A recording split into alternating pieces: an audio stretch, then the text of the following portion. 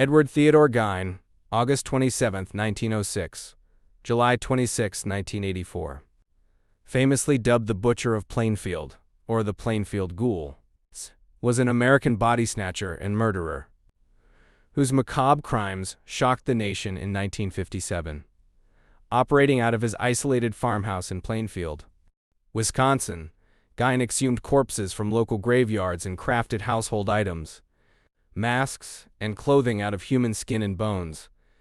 Though his horrific handiwork cemented him as a pillar of true crime history, he was legally tied to only 2 murders: tavern owner Mary Hogan in 1954 and hardware store owner Bernice Worden in 1957.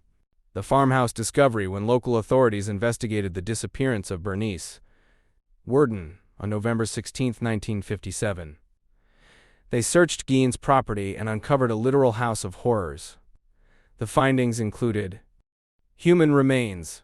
Worden's decapitated body was found hanging in a shed, disemboweled like a deer.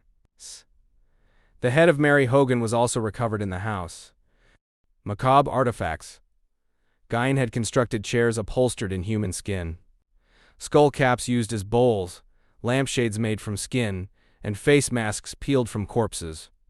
The woman suit, driven by a deep psychosis and gender dysphoria tied to his late mother, Gein had stitched together a full suit of female skin that he would wear around his property. Psychological profile and trial. Gein's descent into severe mental illness was heavily triggered by his isolated upbringing and an intense, unhealthy fixation on his deeply religious, domineering mother, Augusta. Following her death in 1945, Gein sealed off her bedroom to keep it pristine as a shrine, while he lived in filth in the remaining rooms. Following his 1957 arrest, psychological experts diagnosed Gein with chronic schizophrenia. He was initially deemed mentally unfit to stand trial and was committed to a maximum security mental health facility. By 1968, doctors ruled him competent to face a judge. He was found guilty of the first-degree murder of Bernice Worden, but because he was legally insane at the time of the crime, he was remanded back to a psychiatric institution for the remainder of his life. Gein died quietly of cancer-related respiratory failure at the Mendota Mental Health Institute on July 26, 1984, at the age of 77.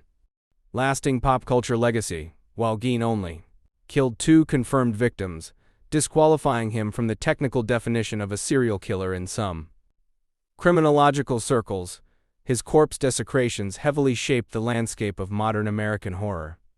His psychological fixation on his mother and his desire to wear human skin became the direct blueprint for some of Hollywood's most legendary fictional monsters. Last picture of him before he passed. And if you would like more stories like this, like and sub and comment, and let me know what y'all want to hear next.